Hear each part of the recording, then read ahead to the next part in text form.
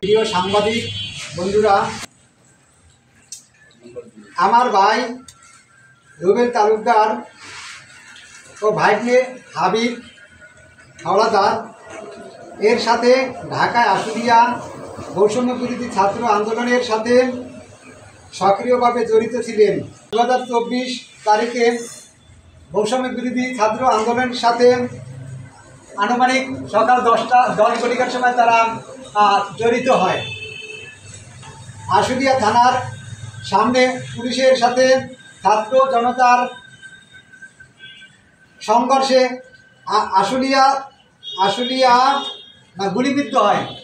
আহত অবস্থায় মিছিলের অগ্রভাগে ছাত্র জনতা তাদেরকে প্রাথমিক চিকিৎসা দেওয়ার জন্য তারা আশুলিয়ার নোভা হাসপাতালে নিয়ে যান এবং হাবিব হাওলাদারকে সাভার এনাম হাসপাতালে নিয়ে যান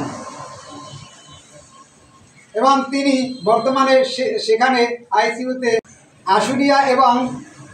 আশুলিয়া যানজট সংকটের কারণে আমার ভাই হাসপাতালে নেওয়ার পথে প্রতিমধ্যেই সে শহীদ হন। তার কোনো রকম পোস্টমর্টম ছাড়াই আমরা তাকে নিয়ে এসে 6/8/2024 তারিখে তাকে পারিবারিক কবরস্থানে আমাদের দাপন করি। দুঃখের বিষয় হলেও এটাই সত্যের বিষয় এই যে গত 12/6/2024 খ্রিস্টাব্দ রাজাপুর উপজেলা পরিষদে ইনস্টিটিউটে অডিটোরিয়ামের ভবনে বৈষম্য বিরোধী ছাত্র আন্দোলনের শহীদদের স্মরণে দোয়া ও মাহফিলের আয়োজন করা হয়।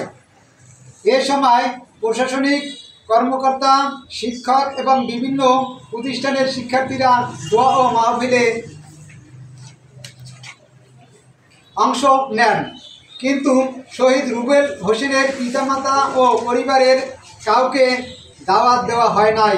রুবেল দেশের জন্য প্রাণদানের আগামী প্রজন্মের দেশপ্রেমে উদ্বুদ্ধ হন এবং একজন শহীদের পরিবার তার যথার্থ সম্মানটুকু পান। একজন শহীদের ভাই হিসেবে দেশের মানুষ ও প্রশাসনের কাছে আমার প্রাণের দাবি।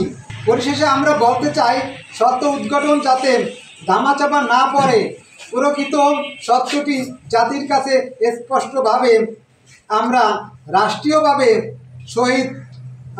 শহীদদের মর্যাদা যেভাবে আমাদের লেখনীয় মাধ্যমে জাতির কাছে তুলে ধরার জন্য আমি সবিনয় অনুরোধ জানাই। আজকের এই সংবাদ সম্মেলনে আমার সাথে উপস্থিত রয়েছেন আমার আত্মীয় স্বজন ও বন্ধু বান্ধব। তারা হলেন